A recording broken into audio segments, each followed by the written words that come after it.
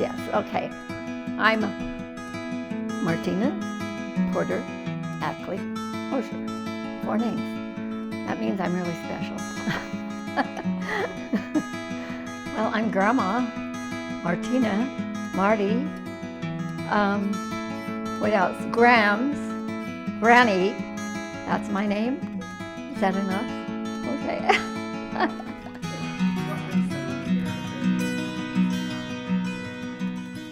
My very first memory was my dad tossing me in the air, and I just wanted more and more, and he couldn't give me enough.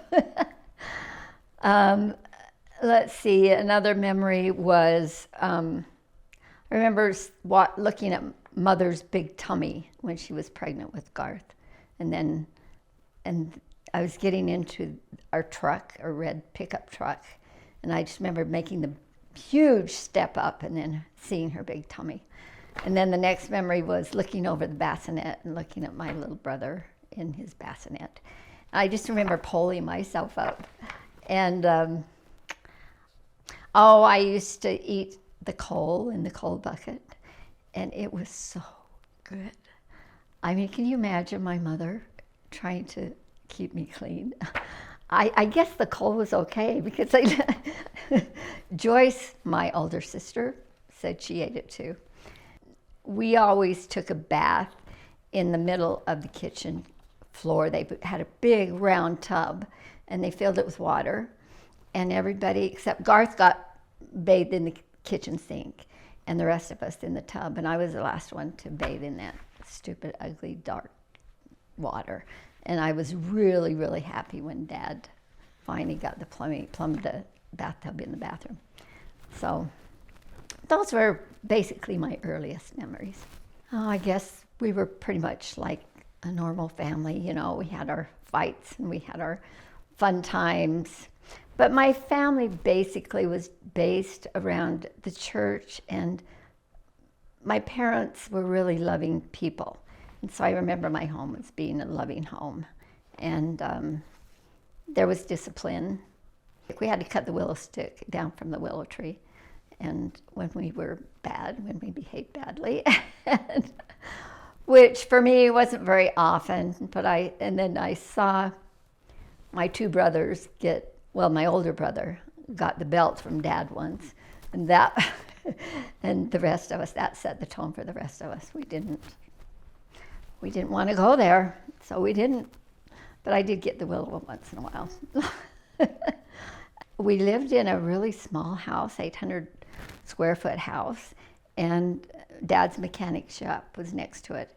And I think we were probably the poorest people in Franklin, but I didn't feel that way at all. We were smack dab in the middle of town between the grocery store and the drugstore and the gas station and the pool hall across the street and Ray's shop across the street from Dad's, where he had so many parts in it. Anyway, they both, between his mechanic shop and Ray's shop, people came from all over the county, all over to get parts that they couldn't find. They could usually find them there. So Dad was very creative. He was musical. He used to go around whistling all the time. And he played the mouth organ and the accordion. And he's very independent, so he always had his own business. And he took us to Bear Lake. He let us ride on he had a truck that had headlights that they're raised above the truck, the fender, and you could just slide your legs underneath that. And he would let us ride there from Franklin to Whitney, where my grandparents lived. And the wind, blowing in your face, and the sand that came up, and it was just really thrilling. My mother, she was really fun and devoted to her family. She was very nurturing, and she loved to garden. And we spent a lot of time in the garden. She'd get us up at 6 o'clock in the morning during the summer months and to plant the garden and weed. And I just loved the sun coming over the mountain. It was cool. And then the warm sun on my back and just talking. It was really fun. But anyway, it was a good upbringing. Of course, I didn't have anything to compare it to then, but kind of gives you a picture of what it was like when I was growing up. What was it like raising your children? Oh my gosh, it was wonderful most of the time. I'll tell you what it was. I loved all the crazy, busy, frustrating, humorous fun of raising little kids. I mean, it was all over the gamut. But they were born 4 within 5 years, and every emotion you can imagine. It was, I look back on it now. At the time, it was hard, and you just do it. You don't think much about it. You just do it. Now I look back on it. Wow, that was really, really some fun, memorable times. Independent Robert. He was always fixing stuff, finding out how things worked. He was just a little guy. I don't even know how he got up on the cupboard. But I woke up one morning and went in the kitchen, and there he was, standing on the cupboard, and he'd gotten into the flour, and it was everywhere. I mean, all over him, all over the cupboard, everywhere. I just loved that. I just stood there, took it all in before I put him in the tub. But oh my gosh, it was so cute. But he got his kicks out of annoying his siblings. He just loved that, and he liked his space, and he was very protective of his stuff.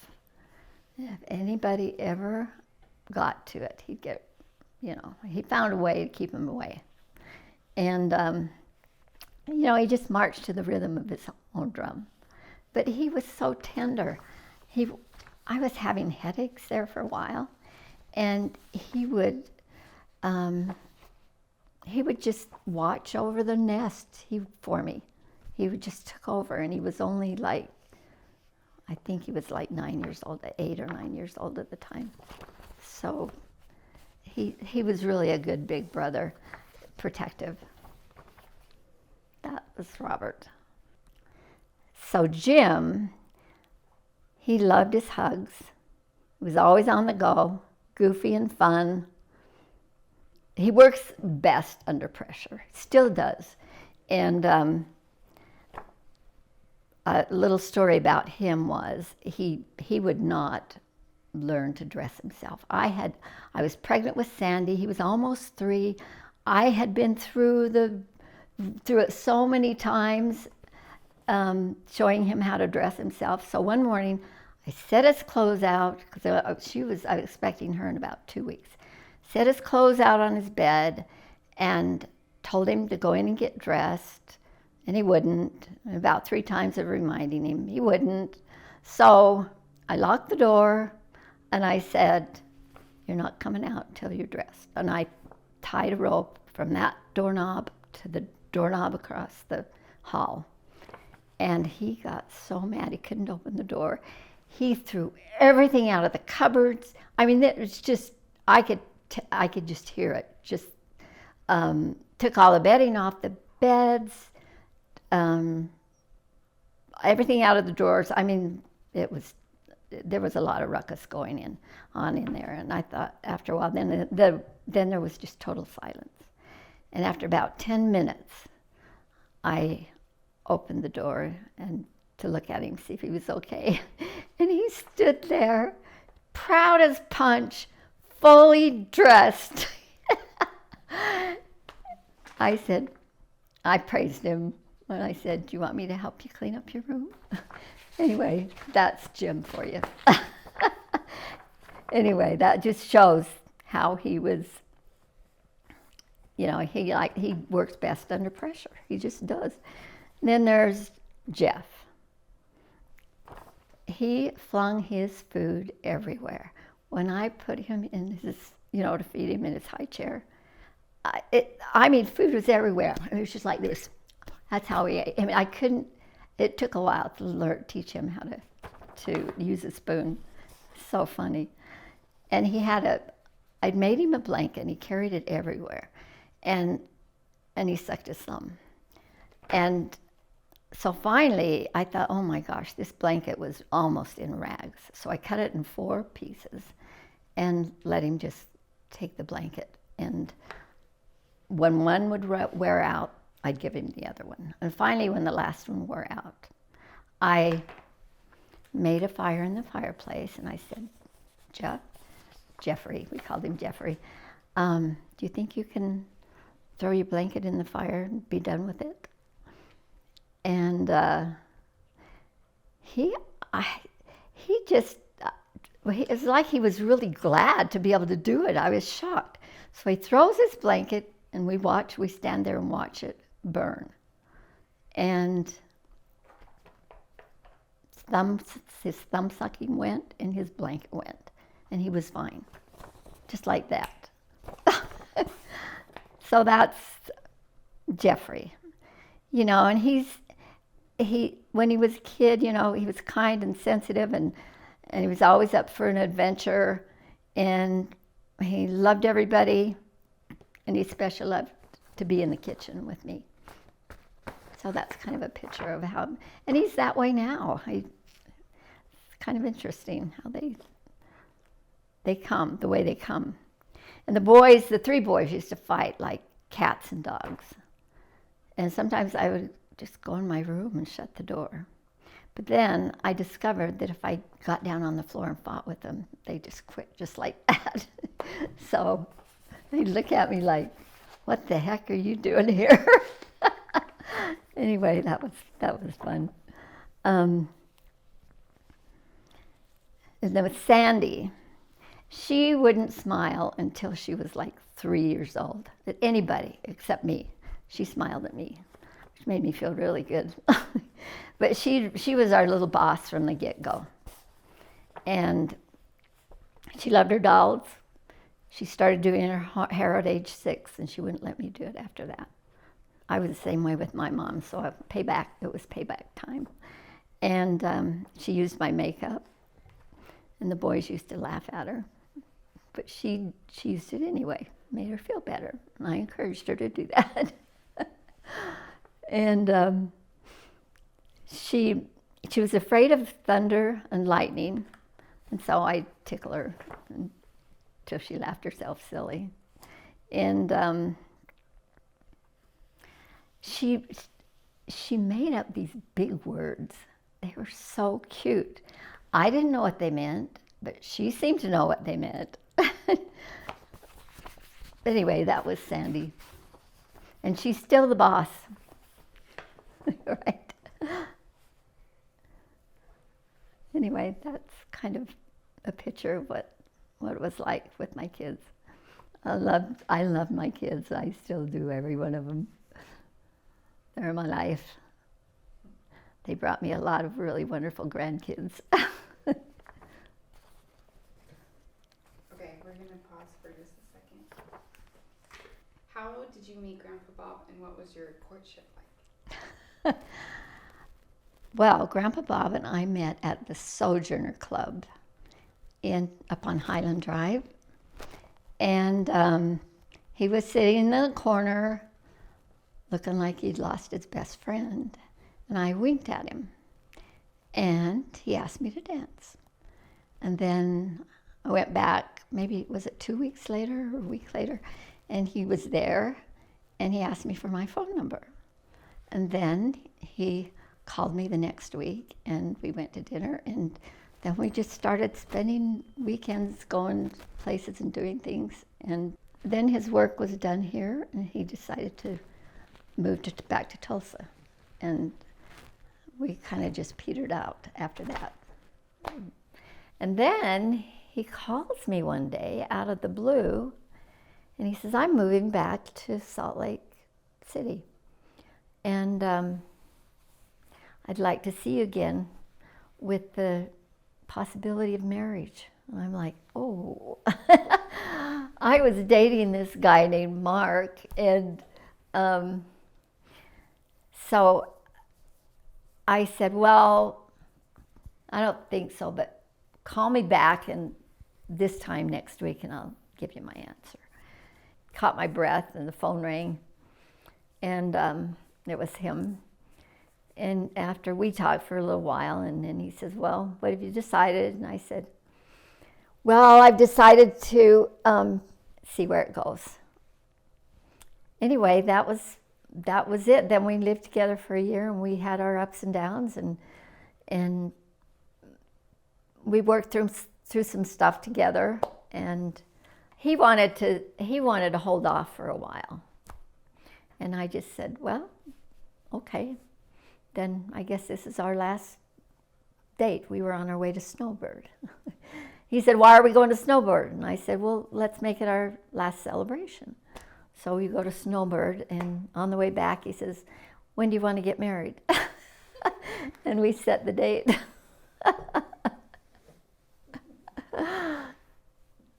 And that's, the rest is history.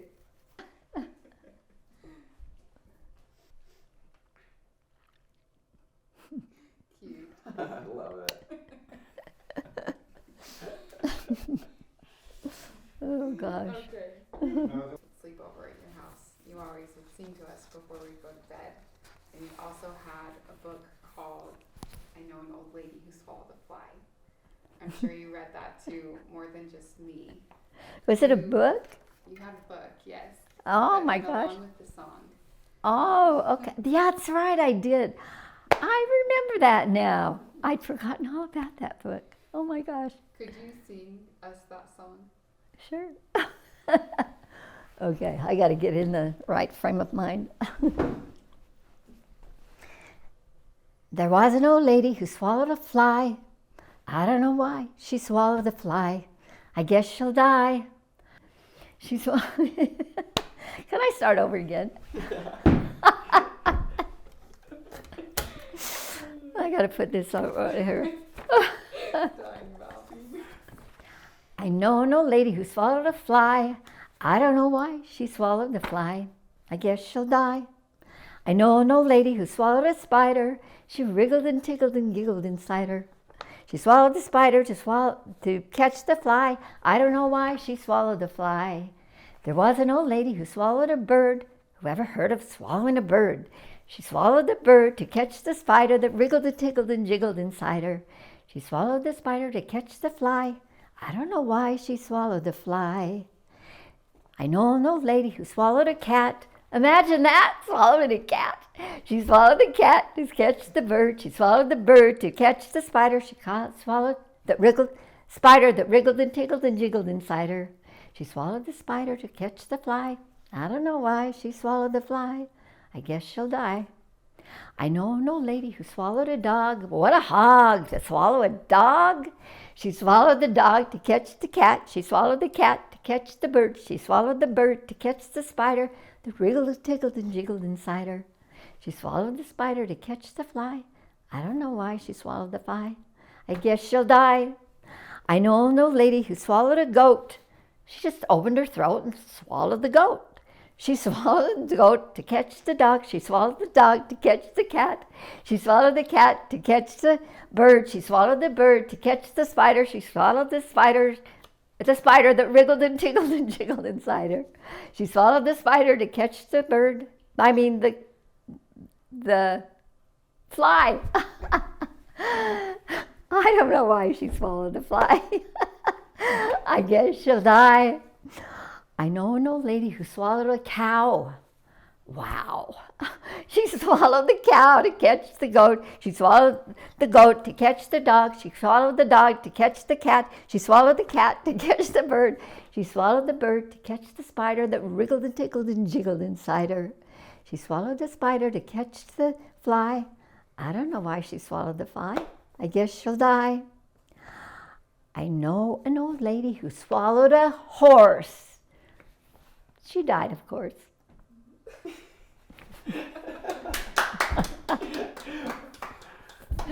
Oh, God.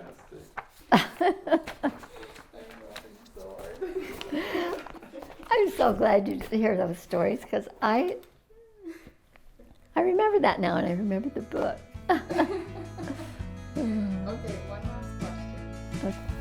What advice or life lessons do you have for your grandchildren or future generations of your people? Okay, stay out of the chatter in your head. It doesn't do you any good, doesn't get you anywhere. Remember that others are always being the only them they know how to be, and that includes yourself. And, with the light they have, because we're all here learning, right? And most people are good.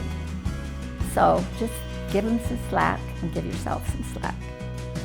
And just focus on putting pure joy into everything you do.